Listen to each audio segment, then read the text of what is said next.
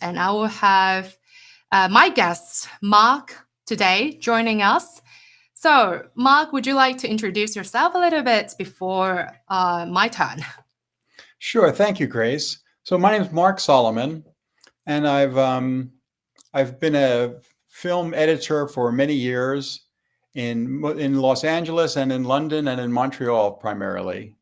And I've written a new book that you can see over my shoulder called Over the Shoulder about my experiences and to help young people starting out in a career involving with storytelling, visual storytelling especially, and using drama and the principles of storytelling to convey the content that you create. And it's something that's close to my heart. And the thing that matters most to me is the present moment. I mean, what matters the most is what we're doing right now. And rather than go into deeply into my past or what I'm going to do in the future, I want to thank Grace for the opportunity to be in this present live event. It's very meaningful to me and exhilarating to be here. And I thank you. No worries. Okay. Yeah, that's great to have you to join today. So, a little bit more about myself. So, my name is Grace, and I'm your host in today's event. I'm a seasoned marketing and tech professionals and leadership coach with 13 years of professional experience in digital marketing, tech, AI, and data. And I'm fortunate enough to have worked at Microsoft and Pfizer in product marketing, as well as leading organizations like Canon in data analytics in marketing vertical, additional to numerous, some of the medium and small businesses across digital marketing and e-commerce. And I'm humble to have made contributions that help generate to up to 9-figure annual revenues for these businesses. And because of as a permanent thought leader myself in marketing, data, and AI, and now as an AI and data advisor and consultant, I'm actually elevating leadership transformation for professionals and B2B businesses to maximize leadership, profitability, and fulfillment, ensuring not just growth, but more sustainable success. And I'm actually also an international keynote speaker in artificial intelligence, digital analytics, and digital marketing. And my next actually speaking gigs will be, hosting somewhere solo and panels on AI, tech, and data track on a marketing events in London. And there will be some coming like new ones in London and Amsterdam later this year. So feel free to, connect Mark or connect to me, and we'll take it from there. So, because I've been, delivering a lot of speeches, speaking, and engagement, and a lot of these events, and I've figured out it is very essential to equip with storytelling, which I find it the heart of conveying the events, the narratives, the story in a compelling and engaging manner. So that is the reason why I connected with Mark, and he spoke talking about visual storytelling, particularly in film and animation industries. But I do see there are dots that we can connect today. So with that being said, what do you think about storytelling, Mark? This is a very simple, yet I'm not sure if it's a difficult question to answer. From your perspective, storytelling. Storytelling for me it humanizes information. Like if going back to when in caves, when people said, "How did the hunt go?" You'd come back and tell the story of what happened, the dangers you faced. So it's a way to convey information, to teach in a group in a way that's vivid and memorable. And using the tools today, I think in both animation and with AI, it's letting the machines run ahead with the information. And it's important to try to keep it in a way that's memorable and humanizing. And that means it engages the emotions. And storytelling is a way to engage emotionally with a group of people, with your listeners, to tell your story in a way that stays with them. And there's tools to do that. There's ways to tell stories. There's ways to build stories depending on how long they are. And all those things can sort of translate from, that sort of performing arts like theater and drama and film and television and business and startups. Right. Exactly. So, when it comes to leadership, my understanding of leadership is, of course, it's just the art and science of motivating, guiding, and managing uh, ourselves first, and then a group of people towards achieving a common goal. And it's definitely, top qualities in leadership involve, setting a vision, making strategic decisions, and inspiring others to follow through the actions that contribute towards the realization of that vision. So, my understanding of leadership is not just sitting within a business or corporate or political world. It is a quality that can be demonstrated in any context where someone steps up and guide a group towards a common goal. So do you have any thoughts and understanding particularly about leadership and how actually storytelling connects the dots for leadership in general from your perspective? I mean, yeah. Well, from my perspective, there's sort of two sides of that question based on my experience. Some of it is the experience of working on a movie. It's a big enterprise involving hundreds of people, so, months or years of time. And it involves a good movie is well led. And the leadership comes from the producer or the director or whoever is the sort of primary creative voice to get people to buy in to the vision of the story and to build a team that works well together. The other side of it is the content of the stories. Like the content of the movies I've worked in, a lot of those revolve around leadership.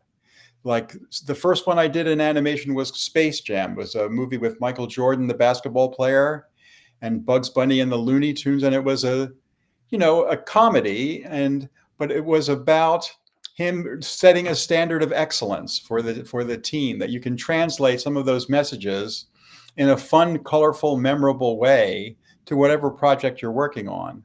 Another movie was Chicken Run, where these chickens were trying to escape their farm in the north of England. And they had one leader character, Ginger, who was trying to get all her comrades to work together so that they could escape a dire fate.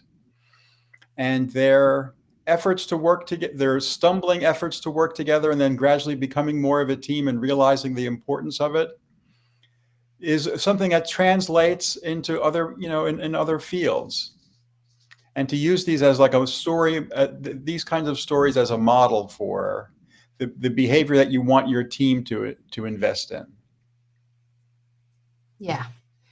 I particularly resonate a lot with the Chicken Run. I love the story. I can't really reckon when I firstly, watched the story, but it was truly an inspiring story that I even wanted to, become that chicken. I mean, when I was a kid, yeah.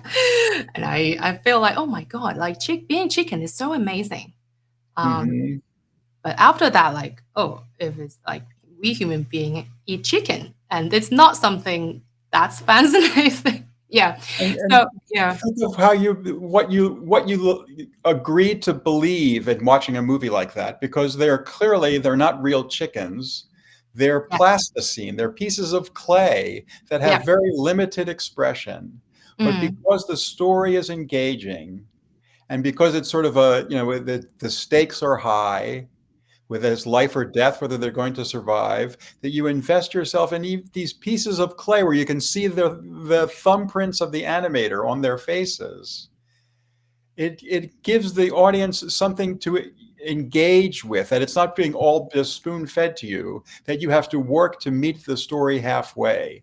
And when you can do that with no matter what kind of story you're telling, you're getting an engagement with the viewer, your listener, in a way that's longer lasting, instead of giving everything over to be passively received. I love that. So we talk a little bit about Chicken Run. So what about yourself? Like, can you tell us a little bit more about yourself and your current role in the industry, and more about your career journey and how you become an expert in film and animation editing? Sure. Well, I started out in theater, in live theater, like working with a theater troops, because I really loved that process of learning how actors think, how writers and directors think, and how to rehearse with a text and sort of make it come alive. Now, that part of it has carried me through with beyond theater to working in film and television. Became an editor, and editing is like a guild where it's very old school, where you Yeah. start as an apprentice, then you become an assistant, and you sort of gradually work your way up. And I happened to be coming into the industry at a time when there was this huge transition going on from analog to digital. And so being at the forefront of the technology was a big advantage, because I didn't have to forget older technologies, like various iterations, like the way young people starting out now, if you're starting now, artificial intelligence is part of your world. You don't have to let go of anything to embrace AI. It's the new thing. You're new to it. You have a big advantage that way.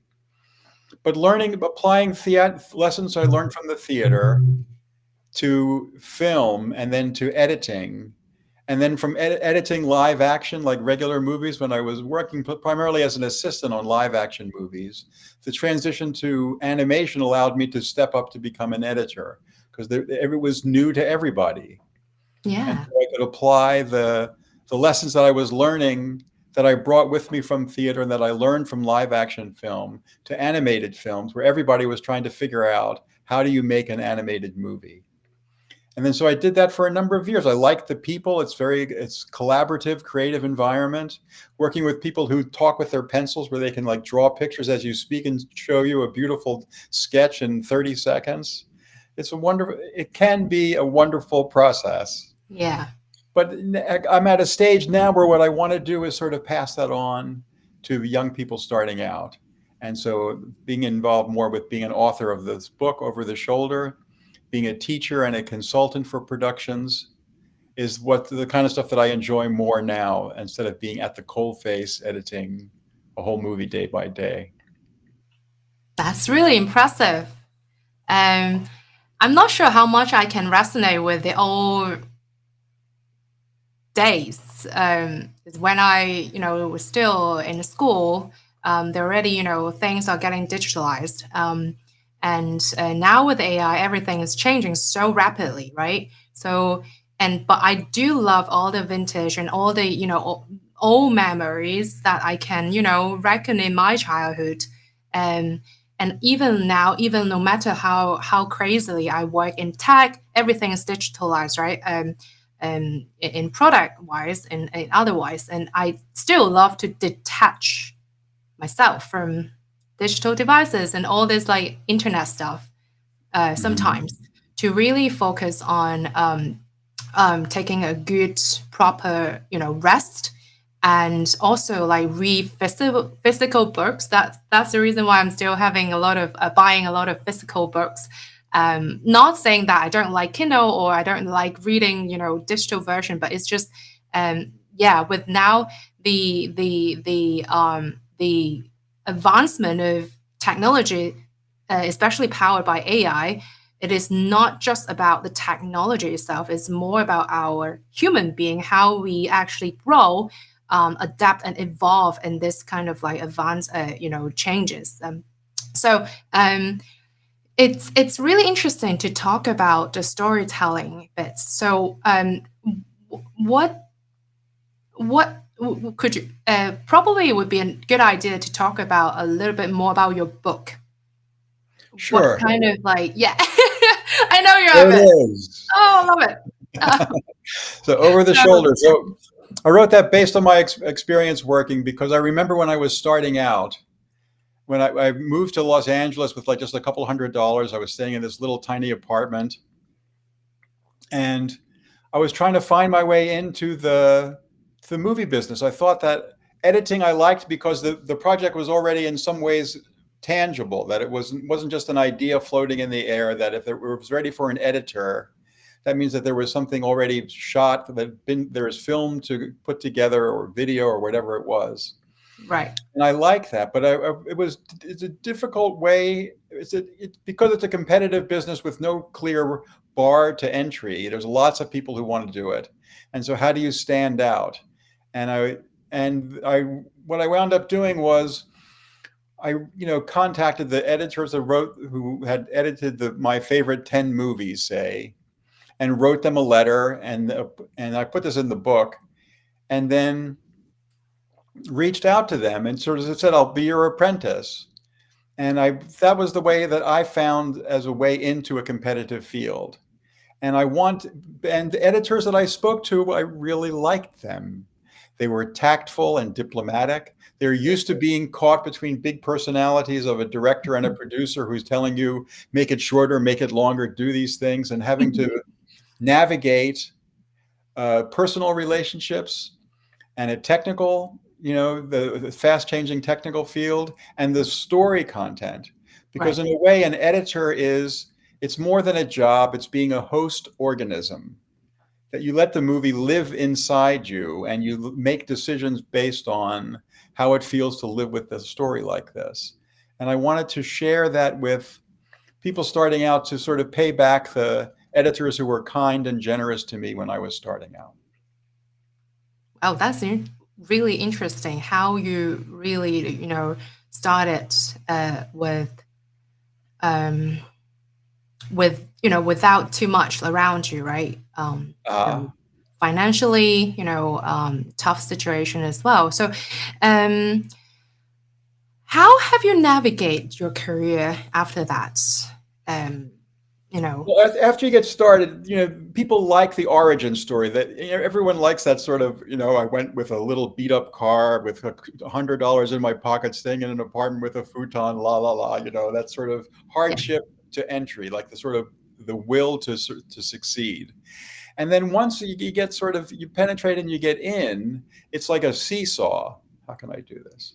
So I love that. the scale of the role that you have, you become an apprentice, and the scale of the project.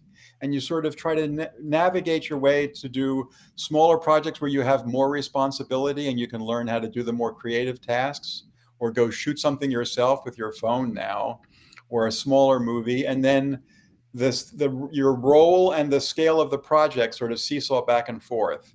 You can keep working on, like, if you can work on a James Bond movie as an apprentice editor, that gives you a recognizable title. But if you have a bigger role on a smaller project, you learn to do things that you didn't know before. Because on a big project like these studio pictures, it's like you're a small cog in a big machine. And sometimes it's nice to work on something smaller, where the responsibilities are more direct. Like you said yourself, it's good to be with a big company like Microsoft, but sometimes it's good to be with a smaller company where you have a different approach and you're asked to do different things. Yeah, I definitely resonate with that. There is no right or wrong or good or bad.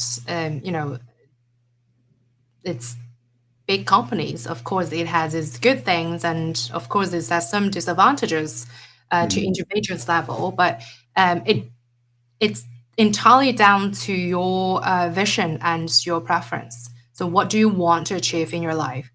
What fits you better, like in terms of your personality, your character, and your strengths? Because everyone's strengths are quite different, right? So if I'm finding myself more comfortable in working in a startup or in a smaller size of company, that's totally fine. There's nothing wrong with that. But it's just today, like, people are still quite caring about the credibility. Where are you from? Where are you coming from? Which company are you from? If you're from FANG or tech, tech company, tier one tech companies, you will naturally more likely to gain more, visibility or attention. But that doesn't mean it's entirely, your stuff, because each of us individuals, we are all unique, down to as a person. So it's not just something about the authority or credibility. It's how you stand out as a person. You tell your stories, whether it's from a professional perspective or a personal perspective, that is the authentic you. Of course, where you're working at or where you're from is just some part of like the elements that shape who you are today. So, were there any pivotal moments and decisions that significantly influenced your path? For example, your understanding of storytelling, or your journey to pitch investors, or your journey to actually make a step up in your career. Well, there's been several because I've been at it for a while, but one that really came to me from working in theater. Like I did one of the earliest things I did when I was living in New York, and I worked at this theater that did traditional Asian theater forms. So somehow they got a group of actors from New York to go up to Connecticut and do this like Balinese play, Japanese plays, and Indian play. And the Japanese theater has a very refined aesthetic, which I found fascinating. And they have this idea of Jo-ha-kyu, where motion goes in a beginning, middle, and end, but it comes in a rising pattern and then falls. And that's sort of Jo-ha-kyu. Yes. Is a pattern of movement it exists in the natural world, and you can describe a lot of things as having that sort of gradually building up and receding kind of energy. And that has helped me a lot in editing for animation, especially, like to create this feeling of movement, create the illusion of movement by thinking about this principle of Jo-ha-kyu. Nobody else talks about Jo-ha-kyu in my world. And so I can bring something unique to the kind of projects that I get to work on. Because what I wanted in the beginning was I wanted to work with the best people. That was the thing that mattered to me. I figured if I'm working with really the top people, then the projects will be good, the atmosphere will be better. And that proved to be true. That was sort of what guided me. And it's good to have, it doesn't have to be the same for everybody, but it's good to have something that sort of guides your decisions about what kind of projects to take when you're in a project-based industry. Right. Yeah, that's very interesting. And we got one question here from Melissa for Mark. You, in the book that you offer several tools in and long-term form like movie, you can use them well. Or what are your recommendations on short form? What if it is indeed the length of a perfume ad, like you refer in tool number 3? Wow, she's already Very now like specific. number what? Very good. Yeah. Have you seen any short form classic examples that you can point us where they nailed one of the tactics in the book? Sure. There was a studio called Blue Sky that was like, this was an interesting thing that they did. So they had a sophisticated software set up to do lighting, so to do like lighting for an animated movie. So they could recreate the effect. In general, people were just doing it spot by spot or to do an overall light or just the direction of a light. But what they came up with was a way use the math to create the way light bounces around in an environment. So if you have a light from above, how that bounces on the table in front of you and hits up under your chin, as well as various things. So they created a story that used their strength to tell a story about a moth. That's sort of, there's an old grandmother in a little hut in, like in the woods, like a fairy tale. And a moth is drawn to the light. So you see all these shots of the moth being drawn to the light. And if I can't, I'll have to find the name of that thing. I think maybe it's called Moth, but it was their sort of first thing. Or Pixar, what they did with Luxo, the lamp, where they had they created the feeling of a parent and child with these two, angle poised lamps. And to create a character out of an inanimate object is really, that you make you feel like that there's something magical to that it makes you care about whether the child lamp will be loved by the grown-up lamp. I mean, think of it like what you're being asked to follow. And that's about the magic of belief. that how you get people to believe in the story is that it has to cross. If the pictures just go across the screen, it's not really connecting to the audience. That it has to make people ask what happens next. Yes. And that sort of anticipation in the way you build tension is what draws interest. To leave space around the words you want people to remember. That's Playing that. That's beautiful. I hear the word believe, and I also resonate a lot with that because that is the power of belief, right? You cultivate your audience with what you believed in and reasons behind your actions. So it is so essential, even now in today's corporate world, in a team project or working with your teammates. We got to know why first, right? Yeah. So why you do this? What's the reason? What is the reason behind the action? Why we need to do this before like we even deep dive into how, right? How to do it. So and also like I hear the strength.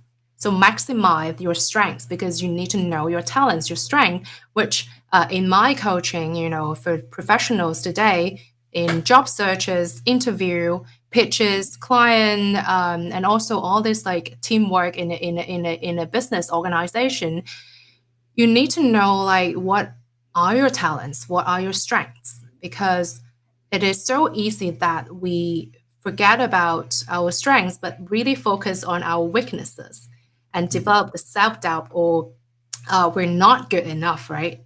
But actually, we are good enough.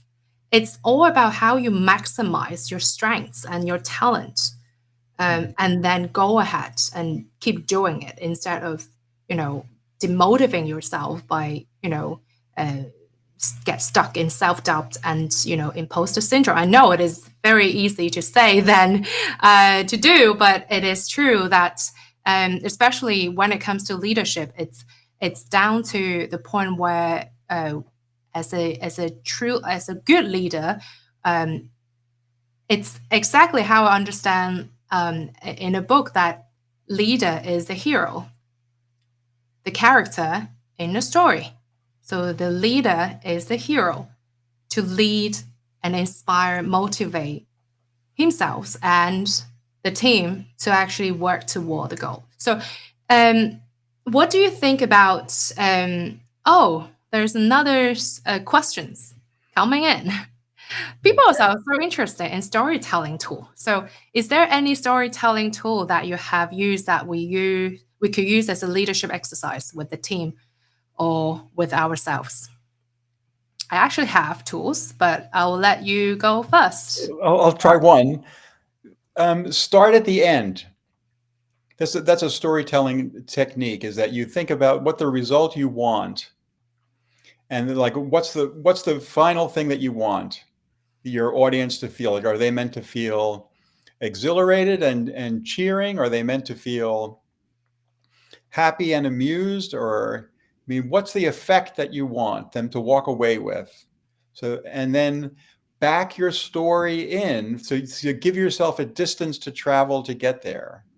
So you can start from the opposite of that everyone, like the chickens in Chicken Run are all depressed because they're going to go into that machine. And, they eventually all work together and become heroic.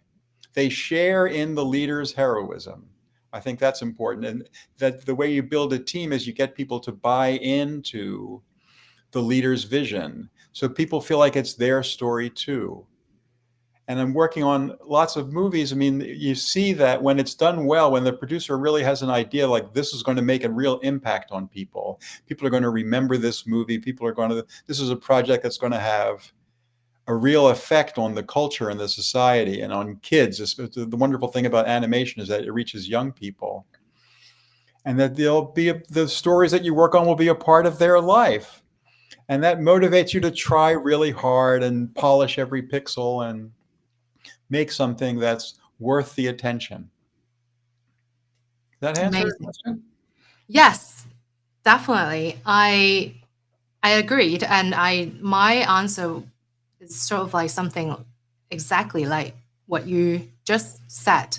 Uh-huh. What I also wanted to add is I love to integrate manifesting into leadership because when, for example, in a situation where conflicts or chaos triggers, right? So as a leader, we we actually embody that our mindset, our behavior into our leadership development in front of the chaos or in front of the conflicts, the situations. Always uh, focus on observing, step back a little bit from the reactions from the situation, focus on why, because I love problem solving so much.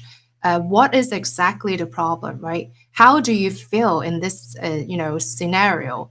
um, how do you see the whole picture, that you can step back, find a problem, why has caused that problem, what you can do as a leader to actually motivate the team to achieve their goals, and to uplift them to achieve their goals as well. So um, that is also when a handling with a lot of different conflicts, competitors, right, and a lot of different chaoses.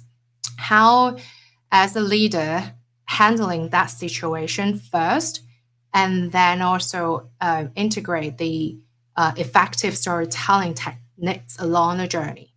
Hmm. And we also have other questions coming in. Uh, how does one make a presence and memorable pitch on a phone call to a producer? Yes. Not sure. Can Camille, you unmute yourself? You can definitely, ask, questions to Mark directly. Um, so, Mark, it is a question about if you're going to have a pitch via a phone call. There's no Zoom call. You can't see people's faces to pitch a Hmm. producer. How do you make a presence and memorable pitch via a phone call to a producer? So, Well, you have if the Camille, you tool of can your voice. unmute. Sorry, if Camille, you can unmute yourself to ask a little bit more. It's entirely up to you, but I can always, um, convey the message for you as well. The questions. Yeah. Does she want to speak? Yes. Please go ahead. Okay. Um, if you have your voice, you use the tool. The most important thing is to hook someone's interest in the first thing you say, so that why should they be interested? Why should I care about this story? Yes. Why, you have to get past that hurdle, and you can try a million different things, or whether it's instinctive or trying it out on people, so that you have some hook that the first thing you say captures interest. And then if what you have is your voice, you use the tools of vocal communication, that you can whisper, and that you can be very loud, and that you can speak slowly or quickly, and modulate your voice to create some dynamic, so that you can use Joe Haku, like, if so you have a hook in the beginning, you build interest in the story that's coming, the interest gathers, and then you go faster and faster until you finally say, and then Margot Robbie kisses the hero, and the two of them ride off into the sunset, or whatever it's going to be. But you build to a moment where the story opens like a flower, is the idea. That's beautiful. It's really insightful. Try that. Um, Especially when you can't really show your facial expressions, right? Now, whereas like us and now in the call, we can see each other's faces at least, but in a phone call, it's hard to show that. But you can definitely showcase your voice and your tone while the call. Mhm. It's definitely working as well. Yeah. And practice, whether that's sort of a 2-minute, like an elevator pitch, or whether it's a 5, or how long do you expect to be speaking, and leave open spaces for people to interject. Yes. And also, another very amazing tip that I can give is before you start pitching or before you start, delivering, the speech or presentation, when I, was ready to stand on stage and present or to talk, I always give myself 5 to 10 minutes just alone and raise my vibrational energy. Camille, Yeah. you definitely resonate with that, and start to get immersed in the whole environment. So already start to visualize how you're already talking to that producer. So your if your heartbeat is getting faster, that is a good sign. Don't get me wrong. It could be quite, probably you're nervous, but at the same time you're excited. That excitement, you get into that excitement and you're ready to go. So give yourself 5 to 10 minutes before the call or the presentation, the talk, and then immerse yourself into the visualization of talking to someone that's really important to you, of course, the producer, in this case. So that is my tip whenever I present, whenever I speak on stage in front of thousands of audience. I know I still got nervous somehow, but I do love the feeling, the sense of excitement. So I'm not sure if it would be very helpful to to you, Camille. Let me know if you have questions around the phone call with producer. It is essentially challenging in today's world, where people are using Zoom. We can see each other's faces, and hope it can give you some insights. And we have a lot more questions coming in. Thank you, guys. For you, Mark, would you care to expand the declare victory and move one? The freelance life is rife with highs and lows. How does one declare victory when faced with a high disappointment? Okay, things happen, right? Everything doesn't always go the way you want. The movies, projects can go south in a million different ways. You can get fired. The movie can be you can make the movie and it turns out not to be good. It can be good and then nobody goes to see it. It can be good and people go to see it, but the reviews are bad. There's a million things places where you can run into an obstacle, a challenge, a setback. And I think the only thing that's kept me sane through doing this for a long time on lots of different projects is to just take on board the idea that what did I learn from this? What can I take forward from this? What do I need to let go of and never think about again? And what can I take from this, like the relationships with the people, or I learn something about motivating people, even if it's negative, like the way this leader handled the crew. I would never do that because I saw the result. And so that's something that I can learn and you can take with you. So you reach the end point of the project, you let go of what you can, you decide what you want to take with you, and you go on to the next one and don't hang on to it. Hope that helps. Yeah, definitely. Does someone want to hear about Johar Q more, Lawrence? Sorry? Oh, I see something in the chat about explaining Johar Q. I have several chats. I'm looking at one, a comment from Jenny replying to Lawrence. I can just speak briefly about that. Melissa said, yes, explain more. Okay. Joe, J-O, Joe is a beginning. Joanne, is it? Joanne. Okay, Johar Q. Joe is the beginning. So what matters at the start of a movement, because Johar Q is describing movement. Oh, I'm checking chat. Sorry about that. So I have several tabs open. And I'm listening to you briefly. So Joe is the Joe Ha beginning. Q. Yeah, What Joe Ha matters Q. with Joe is that it's going in a particular direction, that it's gone from stillness to movement. You've chosen a direction. That's Joe. Ha is rising action. So that it either builds momentum, builds speed, builds the challenges that are being faced, builds an army of people gathering to do it. Ha, rising action. So start in a direction. Ha is the rising tension. And Q, Kyu, is the turning point.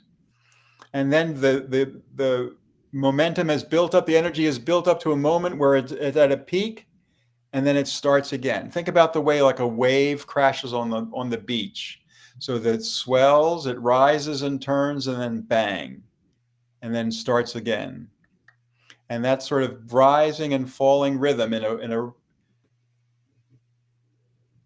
Rise and falls and turning point. yes, and so it keeps it from being too regular and plotted. Like if every step feels the same, the rhythm can feel boring. If it goes da da da da da da da da da da da da da da da da da da, you're building in a natural feeling of some kind of building momentum.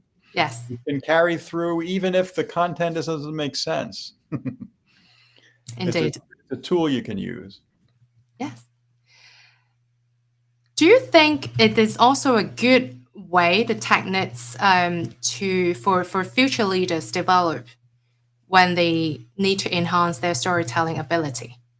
Do you think this Joe Ha Q is also a good tool and framework for future leaders to develop, Sure, it's part of it. enhance the storytelling? Because we got a question from Trish. Thank you. What skills should future leaders develop to enhance their storytelling ability in an increasingly digital and globalized world? Wow, that's a fantastic, questions. Shall I take a go at it?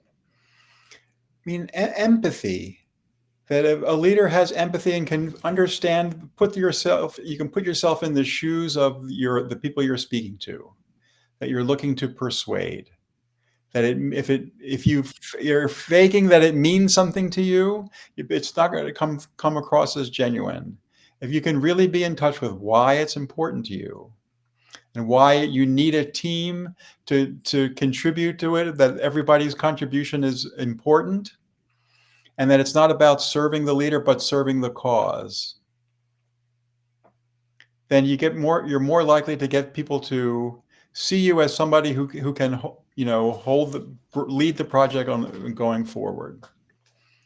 And look at the stories. There's a lot of battlefield stories that are whether from Homer, from the Odyssey and the Iliad, or from the latest movies about what's happening in various battlefields now. But you look at what the leader brings to the story, and how can you apply that to the people that you're looking to engage and motivate.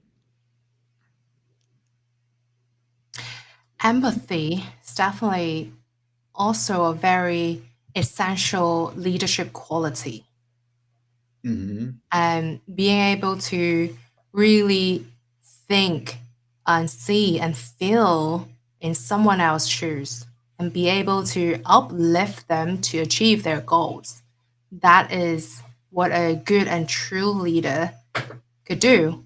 And I hear one thing that I really like personal is leadership is about serving people, serving others, rather than throwing at rank or overpowering people. So is there any, great stories that you can share about serving people and how serving people can, be really, really embedded into future leadership development? And of course, within the storytelling. Well, there's stories that are meaningful to me that I've liked. I mean, movies that remind me of that. I've been watching war movies lately, so some of it has to do with the sort of battlefield stuff. So Mel Gibson is an actor that I worked on a couple of different projects with. One that he directed, and he was a voice in Chicken Run, the voice of the rooster Rocky. And he did a movie, I think it's called Hacksaw Ridge, where he played a conscientious objector who volunteered to go join the military. So he didn't want to carry a gun, but he was willing to go fight. But he was willing to go to the war zone without having a weapon. And so he became like a medical officer. And he does this incredibly heroic thing of saving people, injured soldiers, and bringing them back to safety over and over during a battle scene. And he sacrificed himself for he wanted to be a part of the unit he was with, and was willing to, at great personal sacrifice, lead the other people to safety. And this character, who had been ridiculed by all these other guys for the whole rest of the movie, by the end they look at him with they couldn't speak because they admired him so much, because he gave up his own person. He didn't do it for himself. He worked for others and was willing to sacrifice himself. And that kind of, people love those kind of stories. I mean, it's inspiring. Yeah, it's truly inspiring. As a hero, as a leader, sacrificed himself for greater good. Mhm. I also ask, I believe like we all have our stories, and our stories not just limited to one, right? So out of so many stories, how do we choose the story when we have so many of them that could fit? Well, I think it's good practice, I have found, to understand your own life as a story, and think about how you would tell your life story as a story, as a dramatic story. What would be the parts that you would skip over, like a montage? What were the parts where the big pivotal points? And you can exaggerate or overly sharpen the points that you want to emphasize, so that you make the point that you not only were you won a contest for your classroom, but you say that you was a victory that over a whole school, or you can make it bigger. And so in the practice of storytelling, you decide what to exaggerate and what to minimize. And what would make your getting used to seeing your life as a story gets you more familiar with how stories work. Yes. And also know about your audience. Yes. And when you deliver the story, you got to know who you are talking to, particularly, for example, like in marketing or in a business world. When we do a marketing campaign, or we run a marketing campaign, or write a compelling stories and content, we need to know who we are speaking to. What type of audience are you talking to? What is there an effective way to actually help your audience resonate with what you offer, with a particular story that you're proud of or you're passionate about? And also, why knowing your audience is so important also is when in presentation in business. One of the points I always mentor and coach my peers or other colleagues is, when we do the presentation, we got to understand who is the audience, and why do they want to listen to what we're telling. When we do the presentation, when we do the storytelling, who are they? Who are the audience? Why you're doing this presentation? From their perspective, what they're expecting to hear. If there are a finance director, or if there are a technical professional, what their expectations could be quite different. So, and of course, I'm not saying that you have to be completely tailored for each individuals when you do the storytelling and presentation, but at some level, you still need to know what they love to hear from their perspective. And that is quite challenging because if you can do the presentation and storytelling, that's really can resonate with, that can be, resonated by, your audience. And you can also already think about the questions that they would be asking. So you're sort of like leading your audience with your story that you already prepared and you're proud of, you're confident about, and you sort of can have more preparations in terms of Q&A sessions, for example, in a presentation or in a storytelling or in a public speaking. So, and that could also develop your confidence as well.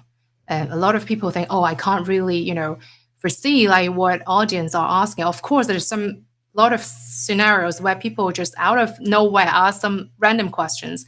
But if you know your audience well enough beforehand, you think in their shoes, right? The empathy bit, and you start to look at your stories that can truly resonate with them. So that is my insights as well, on top of Mark's amazing insights in terms of choosing storytelling. In terms of choosing stories in storytelling to audience. Yeah. It's interesting in the movie business how what you're saying about audience it really resonates with me. And the way they do that marketing for movies is they divide the audience into quadrants. Yes, that's Like a different thing. young boys, young girls, Yes. mothers and fathers, boys and girls. And the idea for a lot of projects is that if it's in a expensive production, like a big studio animated movie, you want to reach all four quadrants. So you have jokes for the dads, you have things for the moms to like, you have something, for the younger audience as well, so that everybody gets something out of it. But if you're focusing on a particular quadrant, like put yourself in their shoes. What do they want from this? Why did they come, and what do they want from this? And so that you can, provide like what you're talking about before, like as a service. That's really beautiful. So another, opinion from our audience is, Trish said that she thinks the best way is to choose one or two compelling examples, build this up, and leave it at that. She thinks, Mark, you also, also advised similar, like Trish is a DEI, diversity, inclusive, I'm not like DEI expert and leadership coach. So when Trish gets this, sometimes, especially with diversity, this kind of topic, and to coach corporates, coach business, it's very good about preparing one or two compelling examples, build this up, and live it at that. So I thank agree you, with Trish. that. Thank you for your input as well. That's really inspiring.